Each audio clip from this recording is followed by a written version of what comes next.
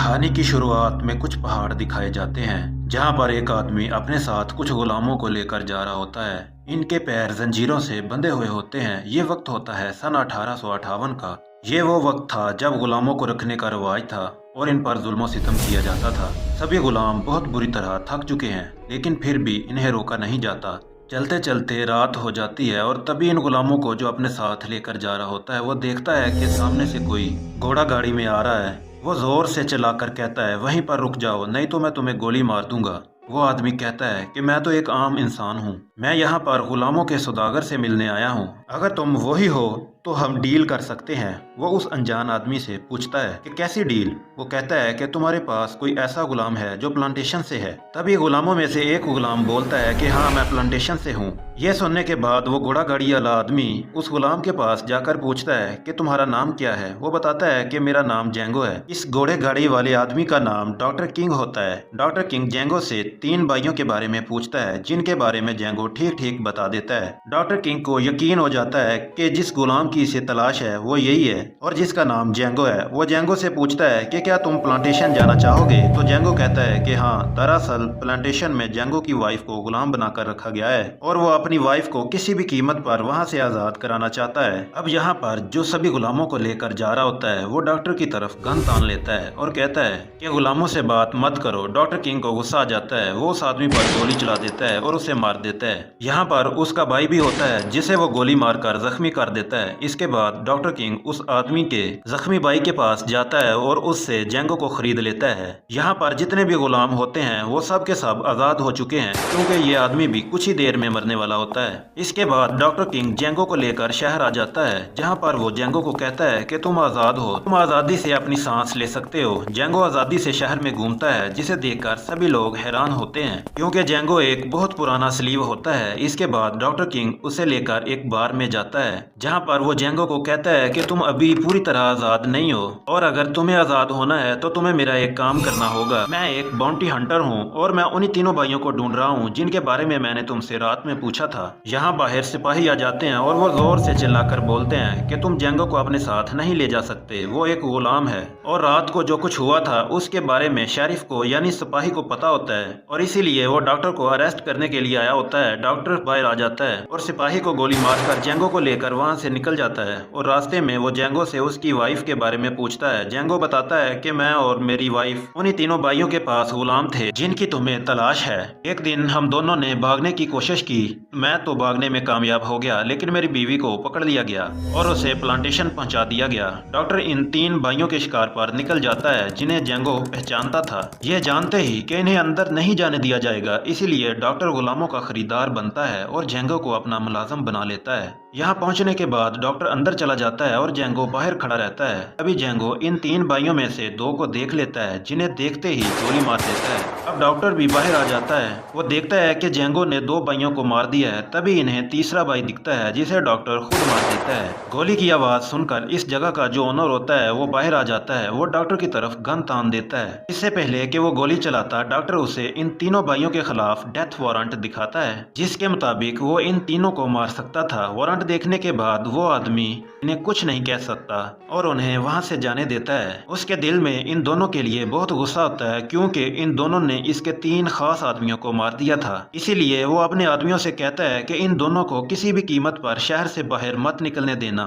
Doctor को इस बात का एहसास होता है, इसीलिए वो अपनी घोड़ा गाड़ी में नहीं बैठता। जब उस अमीर आदमी के लोग उस घोड़ा गाड़ी को घेर लेते हैं, तभी डॉक्टर उस घोड़ा गाड़ी को ब्लास्ट कर देता है, जिससे उस अमीर आदमी के कई लोग मारे जाते हैं। यहाँ पर डॉक्टर जेंगो से पूछता है कि क्या तुम ऐसा कर सकते हो। ये सुनते ही जेंगो डॉक्टर के हाथ से गन ले लेता है और उस अमीर आदमी को गोली मार देता है। यह देखकर डॉक्टर को बहुत अच्छा लगता है। वो जेंगो से कहता है कि तुम एक बहुत अच्छे फाइटर हो, मैं चाहता हूँ कि तुम मेरे साथ मिल जाओ। एक बार मेरा काम पूरा खत्म हो जाए, उसके बाद मैं तुम्हारी वाइफ को आजाद कराने में तुम्हारी मदद करूंगा। जेंगो इस डील के लिए हाँ कर देता है, क्योंकि वो किसी भी कीमत पर अपनी वाइफ को छुड़ाना चाहता है। और इसके बाद ये दोनों मिलकर कई लोगों को मार देते हैं, क्योंकि डॉक्टर एक माउंटी हंटर है वो इन्हीं लोगों को मारता है जिनके ऊपर सरकार ने जिंदा या मुर्दा पकड़ने का इनाम रखा होता है। डॉक्टर इन्हें मारकर पैसे कमाता है। अब जब ये अपने एक दिन अगले शिकार पर निकलते हैं तो जेंगो देखता है कि खेत में एक आदमी और उसका बेटा जो काम कर रहे होते हैं। डॉक्टर जेंगो से कहता है कि इसे मारना है। रिप्लाई में जेंगो कहता है कि हम इसे नहीं मार सकते क्योंकि इसका बेटा बहुत छोटा है। डॉक्टर उसे उस आदमी का वारंट दिखाता है और जेंगो से कहता है कि तुम ये मत सोचो कि इसका बेटा बहुत छोटा है, तुम ये सोचो कि इस आदमी ने कितने मासूम लोगों को मारा होगा। ये सुनने के बाद जेंगो न चाहते हुए भी उस आदमी को मार देता है। अब डॉक्टर जेंगो की वजह से बहुत पैसा कमा चुका होता है और वो अब जेंगो की वाइफ को छुड़ाना चाहता है जो प्लांटेशन में है। लेकिन ये सब इतना आसान नहीं होता क्योंकि प्लांटेशन का जो ओनर है जिसका नाम केल्विन है वो अमीर होने के साथ साथ बहुत पावरफुल भी है। लेकिन डॉक्टर जानता है कि वो काले गुलामों के फाइट करवाता है जो कि उसका शौक है।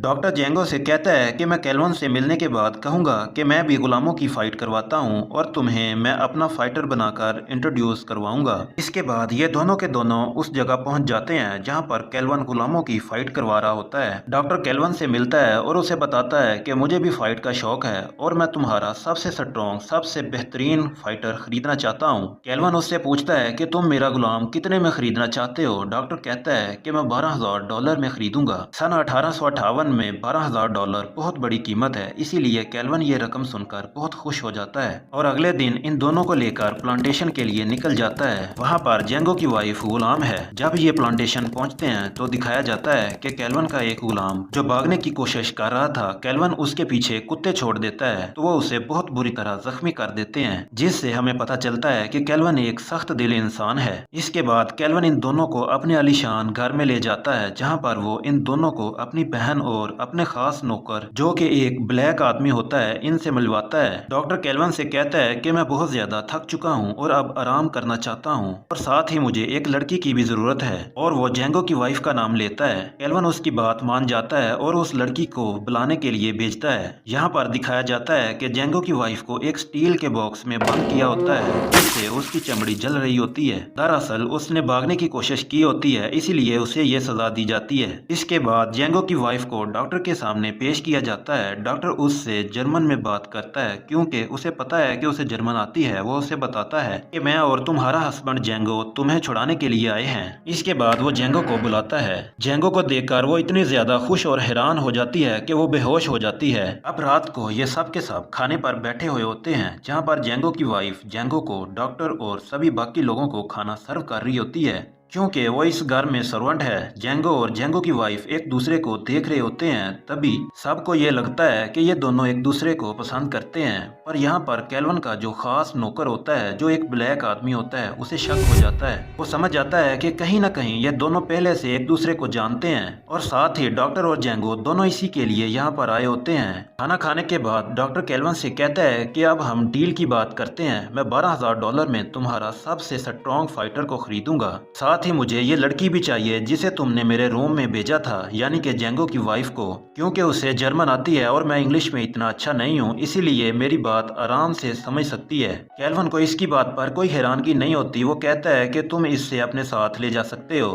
पर तभी वो उसका ब्लैक नौकर जिसे जेंगो पर और उसकी वाइफ पर शक होता है वो केल्विन को अपने पास बुलाता है और उसे बताता है कि मुझे लगता है कि ये दोनों हमारे साथ कोई गेम खेल रहे हैं। यहाँ पर ये किसी फाइटर के लिए नहीं आए बल्कि आपकी सर्वेंट के लिए आए हैं जिसे शायद ये पहले से जानते हैं। फाइटर तो सिर्फ एक बहाना है। केल्विन कहता है कि अगर ऐसा है तो हम उसी के बदले $12,000 लेंगे। वो बाहर जाता है और जेंगो की वाइफ के सर पर हथौड़ा रख देता है और कहता है कि मैं इसे मार दूंगा। डॉक्टर और जेंगो दोनों उसे रोकते हैं। वो कहता है कि अगर तुम इसे अपने साथ ले जाना चाहते हो तो तुम्हें इसी के बदले मुझे $12,000 देने होंगे। डॉक्टर उसकी बात मान जाता है। उसके बाद ये उसे $12,000 देकर जेंगो की वाइफ को आज़ाद करवा लेते हैं और उसके आज़ादी के पेपर्स पर साइन करवा लेते हैं। जाने से पहले डॉक्टर कहता है कि तुम एक जालिम इंसान हो और केल्विन उसकी बात का कोई जवाब नहीं देता है और डॉक्टर से कहता है कि तुम मुझसे हाथ नहीं मिलाओगे और अगर तुमने मुझसे हाथ नहीं मिलाया तो हमारी डील नहीं हुई। डॉक्टर कहता है कि मैं तुमसे हाथ नहीं मिलाऊंगा।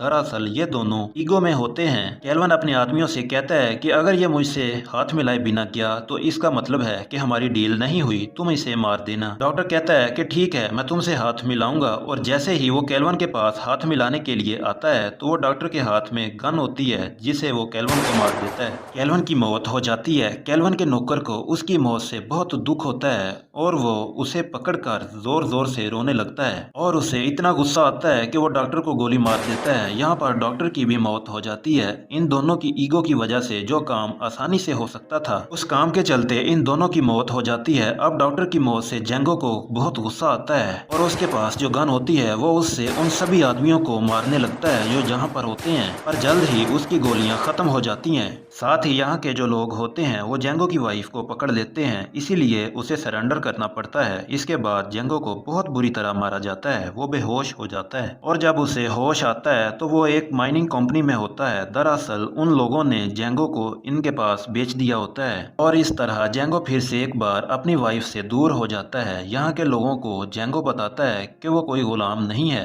बल्कि वो एक आज़ाद इंसान है। उनके साथ धोखा किया गया है और ना ही उसे गुलामी का कोई काम आता है, बल्कि वो एक बाउंटी हंटर है। वो यहाँ पर उन 3 लोगों को एक आदमी के वांटेड का ऐड दिखाता है, जिसे मारने पर $7,000 का इनाम होता है। वो कहता है कि तुम मेरे साथ मिल जाओ, हम सब मिलकर उसे मारेंगे और पैसा बांट लेंगे। ये तीनों के तीनों उसकी बात मान जाते हैं और साथ ही वो जेंगो को अपने हथियार भी देते हैं। जैसे ही जेंगो को हथियार मिलते हैं तो वो उन तीनों आदमियों को मार देता है और वो वहाँ से निकल जाता है। यहाँ से वो सीधा प्लांटेशन में जाता है, जहाँ वो सबसे पहले उन लोगों को मारता है जिन्होंने गुलामों के ऊपर कुत्तों को छोड़ा था। इसके बाद वो उस कमरे में जाता है जहाँ पर उसकी वाइफ होती है। उसकी वाइफ जेंगो को देखकर बहुत खुश होती है और अब जेंगो वहाँ पर जाता है जहाँ पर डॉक्टर किंग की डेड बॉडी होती है। जेंगो वहाँ से उन पेपर्स को लेता है जिन पेपर्स पर केल्विन ने उसकी वाइफ की आज़ादी के पेपर्स पर साइन किए होते हैं। जेंगो के दिल में डॉक्टर की मौत का बहुत गुस्सा होता है, इसीलिए वो केल्विन के घर जाता है जहाँ पर सभी उसके जानने वाले होते हैं। वो एक एक करके सभी लोगों को मार देता है और यहाँ पर जितने भी गुलाम होते हैं इन सबको कहता है कि तुम सब आज से आज़ाद हो। यहाँ पर वो केल्विन का खास गुलाम भी होता है जिसने केल्विन को ये कहा था कि जेंगो और उसकी वाइफ और डॉक्टर ये तीनों आपस में मिले हुए हैं और ये यहाँ किसी फाइटर के लिए नहीं आए बल्कि जेंगो की वाइफ के लिए आए होते हैं। वो उस गुलाम की दोनों टांगों पर गोली मार देता है ताकि वो चल ना पाए। इसके बाद वो अपनी वाइफ के साथ घर से बाहर निकल जाता है और इस घर को ब्लास्ट कर देता है, जिससे अंदर उस गुलाम की मौत हो जाती है। इसके बाद सीन शिफ्ट होता है कि जेंगो अपनी वाइफ के साथ घोड़े पर बैठकर जंगल के रास्ते निकल जाता है। दरअसल वो अपने घर जा रहे होते हैं कि अब वो दोनों के दोनों आज़ाद हैं और फिर से एक अच्छी जिंदगी शुरू कर सकते हैं। इसी के साथ ये फिल्म यहीं पर खत्म हो जाती है और अगर आप मेरे चैनल पर नए हैं तो सब्सक्राइब जरूर कीजिए ताकि आप भी हमारी YouTube फैमिली का हिस्सा बन जाएं। जल्द ही मिलते हैं एक नई वीडियो के साथ, तब तक गुड बाय।